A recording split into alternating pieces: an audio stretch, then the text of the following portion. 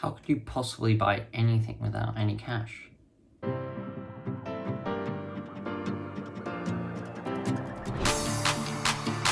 Happy Finance Friday, everyone. I'm Tom, and this is Tom's Money Magic. Today I'm going to be looking at what a cashless society would look like, as well as what some positives and negatives around one would be, and if Australia, my country, could ever become one. A cashless society would include what it says in the name. It would be a society or lifestyle without the use of any physical money. So that would mean that wherever you go, you would be either tapping a phone onto another one, tapping a watch onto a receiver, or anything like that. And this would mean that you would be in a world full of online shopping, and as well as having to carry around a charged smartphone or smartwatch with you at all times. Let's first look at the bright side. So how can this new futuristic system actually benefit us? Number one, convenience. The thing that we would all value the most, whether it's conscious or not, is convenience. So most people would go for the faster or easier and simpler option 9 times out of 10, if there are no major drawbacks to that option. So this new payment system would allow for us to not have to carry our wallets anymore. And that would be one less thing to remember each day, which is pretty helpful for most people. And this system would also greatly reduce the hassle needed to buy things internationally.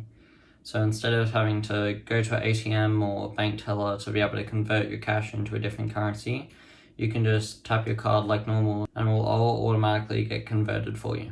This new system would have the added convenience of being a lot quicker.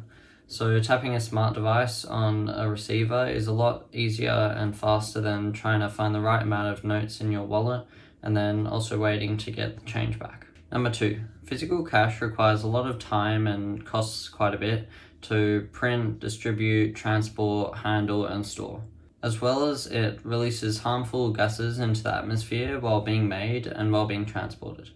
This new cashless system would be more sustainable as none of these things would be necessary.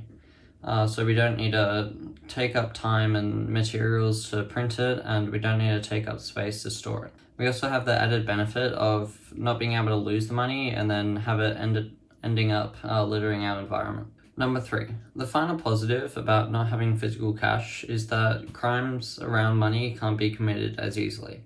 For example, robbers no longer have any physical money to actually steal from your house, and if they wanted to steal it in a similar fashion, they'd have to spend years becoming an expert hacker to be able to get into a bank's website to steal it that way. Money laundering is when people use cash to be able to conceal where they got their money from or how much money there is.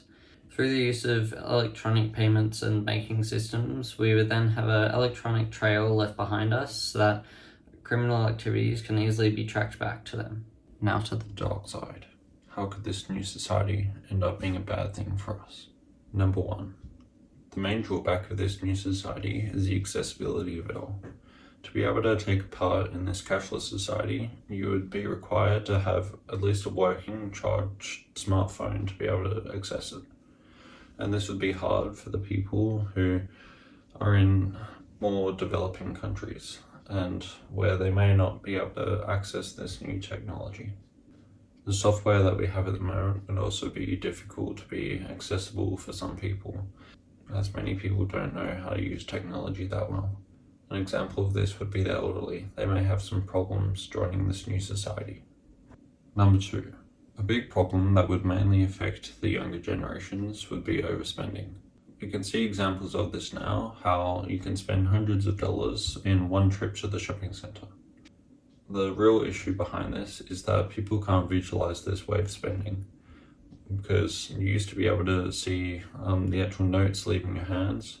With it now, you just hold your phone against a piece of metal and then poof, the money is magically out of your possession.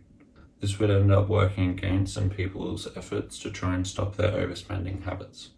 Number 3, in this new future, there is no alternative to your electronic funds. So if you can't access this because, for example, a hacker has stolen your money or have locked you out of your account, you don't have any other way to pay for stuff. Another problem might be if your phone runs out of battery, you then can't pay for anything, or if there's a blackout and now the readers can't pick your cards up. Again, this means that if you don't have cell service, then you wouldn't be able to pay for anything. because you wouldn't be able to connect your online banking through the internet. To end off, let's consider if Australia could ever become a cashless society. We can see at the moment that cash is not being used as much as it used to. This may be attributed to the advance in technology, but also to the recent and ongoing pandemic, which may make people less likely to use cash because it may carry more bacteria. We do actually have the infrastructure and technology in place at the moment to be able to become a cashless society very soon. A factor in this may be that Australia is a pretty fortunate and developed country where most people would have their own electronic device of some sort already and have a bank account set up of some sort. Before we can fully ditch physical cash, there are a few improvements that would have to be implemented first. This includes there being more awareness and ways to access information around how much money is being spent, and there needs to be more simpler ways for people to be able to access this information and be able to set up ways to be notified about it regularly. We also need to make sure that everyone would have the ability to be able to set up basic limits for themselves. We also need to make sure that the security around getting into our bank accounts and the banking websites or apps in general need to be very secure so that the hackers can't easily get in and be able to turn this new feature into chaos. We also have to make sure that transfers are more instantaneous so that doing direct trading with each other can be more quick and can happen easily. For example, if you're buying something off someone through Gumtree, then you would need to be able to pay them pretty quickly if you're going to their house to be able to pick the item up. You can make your own conclusions around this information on how a cashless society would look in Australia, but from what we can actually already see in the present, a cashless society would not be a hard thing to do as we're already tipping towards that new way of living, and in many places it would be very easy to complete the transition. That's all for me today. Please hit the like button down below and subscribe for more content. Feel free to check out my website and other videos if you want to learn more about finance. See ya!